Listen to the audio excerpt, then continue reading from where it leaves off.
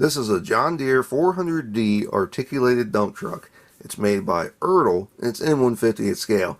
Now, technically, this is an articulated dump truck, but once you get out on site, nobody says, hey, go get the articulated dump truck. They say, hey, go get the Artic, the ADT, the back dump, the end dump, the rock truck, the haul truck, the uke. They say any number of those things, depending on who you talk to. Everyone has a name for this, but nobody calls it an articulated dump truck, which is kind of interesting. I mean, a backhoe's a backhoe, skid loader's a skid loader, but this is not an articulated dump truck. It's an Artic. Anyway, so this says Deere, but it's not actually a Deere. It's actually a Bell, and all Deere did was put their logo on the side of it, and we'll get into that in a minute.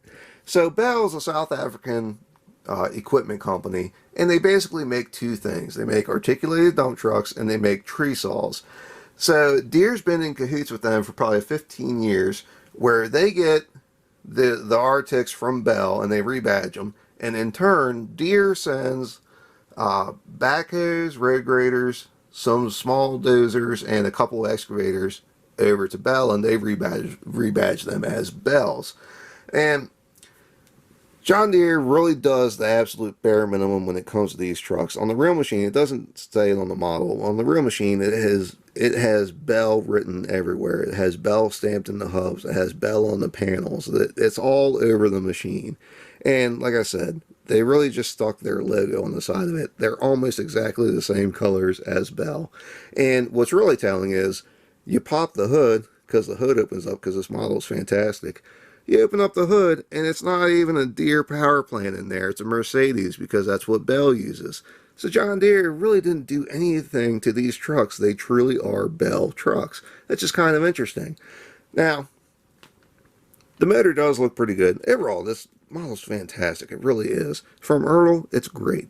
The motor detail looks really good. And what's also cool is the cab tilts up for maintenance as well. And you have all of your lines running underneath the cab. You can see the transmission underneath of there. Ertl just did a really good job with these trucks. The handrails are cool, and the mirrors are nice too. They're made out of plastic, so they're a little bit thick, but they are nice.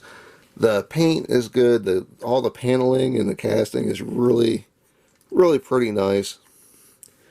Like I said, Ertl did a really good job with these trucks, and it's kind of a shame they really don't make as much high detail construction stuff as they used to.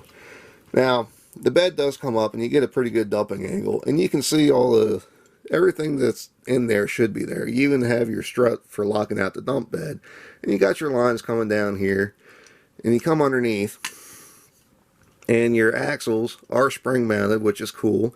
You have all the struts and the driveline and everything that's there that should be there. And what's really cool is you come to the articulation point, and you even have the drive shaft there, plus the steering cylinders, which is really pretty nice.